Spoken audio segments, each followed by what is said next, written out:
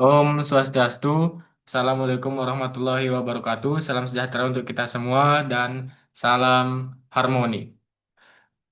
Baik, sebelumnya perkenalkan nama saya Syahrul Adiaksa dengan NIM akhir 03. Perkenalkan nama saya Edio Purusdiodangga dengan NIM akhir 014.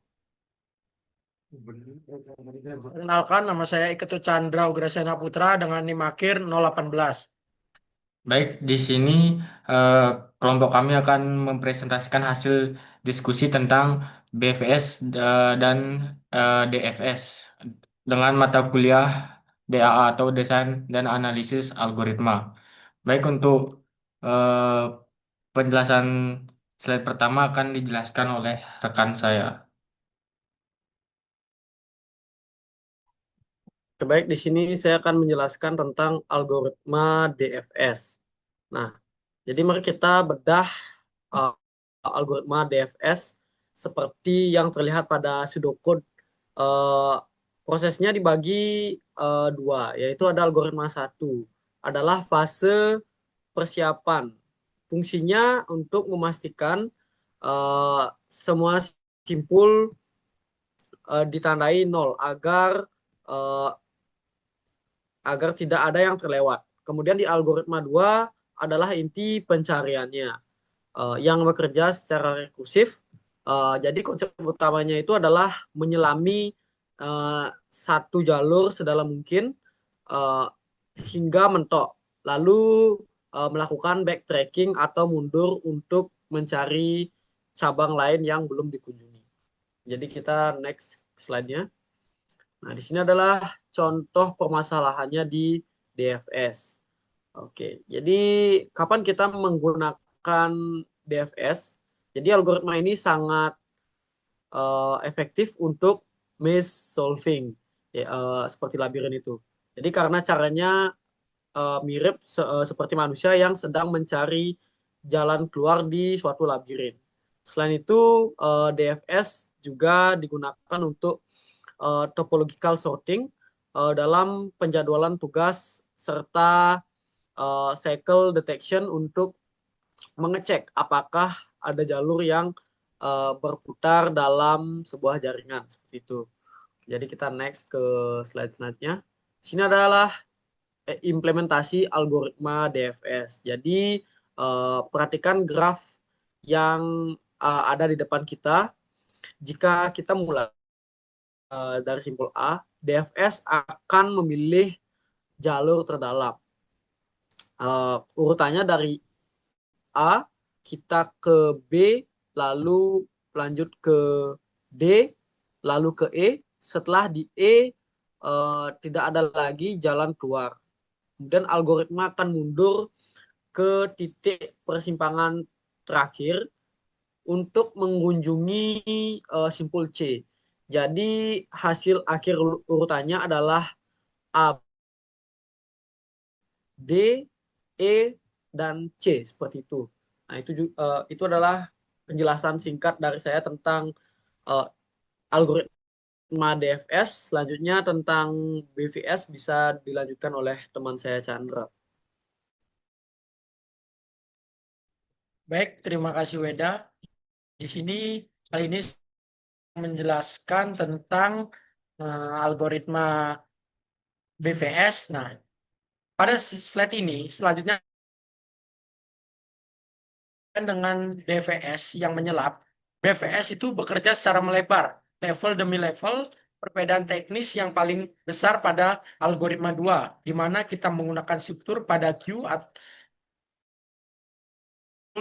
dan masuk duluan akan diproses dahulu ini, memastikan kita menyelesaikan semua tetangga di satu level sebelum turun ke tingkat yang lebih dalam. Nah, kita lebih perdalam lagi pada algoritma pertama, yaitu bertujuan untuk mempersiapkan graf sebelum menjelajah dimulai. Nah, cara kerjanya itu seperti dia itu dengan yang pertama ya, menandai simpul dengan angka 0 yang artinya belum dikunjungi. Kemudian yang kedua, menyiapkan perhitungan, itu yaitu ada di sana mulai dari 0. Dan kemudian yang ketiga, memastikan setiap simpul diperiksa. Jika ada yang masih bernilai 0, maka ia akan memanggil algoritma yang kedua untuk memulai menjelajah dari titik tersebut.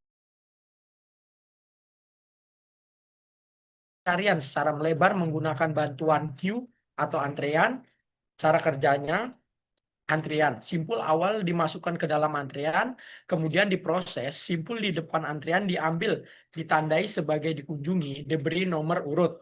Ekspansi, semua tetangga dan simpul tersebut yang belum dikunjungi dimasuki ke bagian belakang antrean. Kemudian di loopingnya itu proses ini harus terus diulang sampai antriannya benar-benar kosong. Itu penjelasan dari algoritma BVS pada algoritma pertama dan algoritma kedua. Kita lanjut ke slide berikutnya.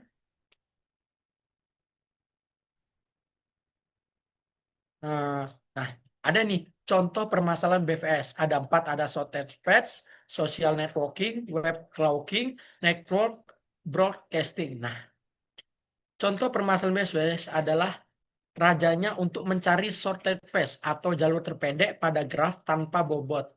Itulah sebabnya BVS dipakai dalam sistem navigasi, mencari teman di social networking, hingga digunakan mesin pencari atau web crawling agar bisa menjangkau halaman-halaman yang sering terhubung secara bertahap. Itu permasalahan dari BVS. Selanjutnya, ke slide berikutnya.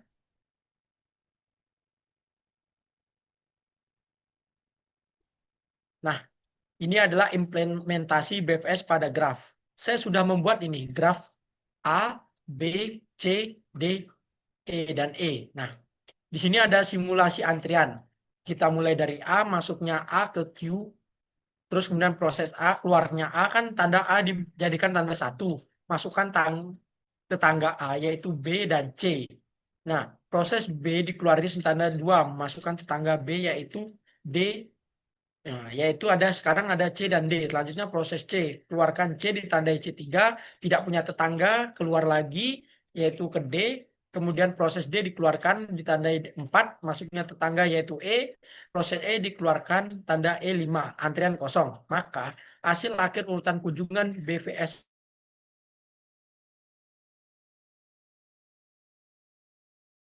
kita bandingkan dengan graf yang sama tadi dengan DWS. Dari simpul A kita tidak terlangsung ke dalam, tetapi mengunjungi semua tetangga terdekatnya dahulu, yaitu B dan C. Baru setelah itu kita memproses D dan terakhir E. Urutannya adalah A, B, C, dan E. Di sini,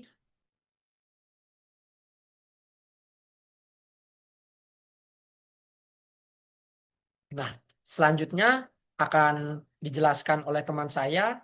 Untuk teman saya dipersilahkan.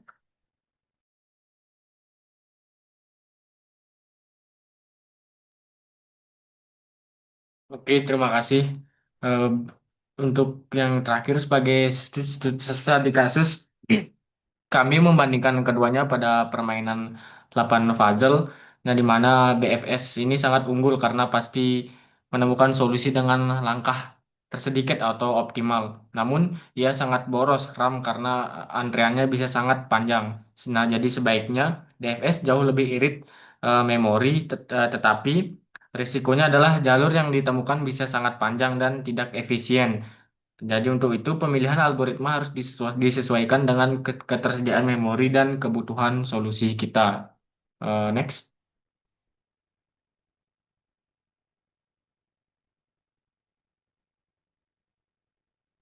Nah, mungkin cukup sekian itu saja hasil diskusi kelompok kami. Eh, Jika ada kesalahan kata dalam menjelaskan materi atau memaparkan materi, mohon dimaklumi. Kami di sini juga eh, saling sama-sama belajar. Baik, sekian dari kelompok kami. Saya tutup dengan Parama Santi. Om, Santi, Santi, Santi Om. Salam Namo Buddhaya, sejahtera untuk kita semua dan salam harmoni.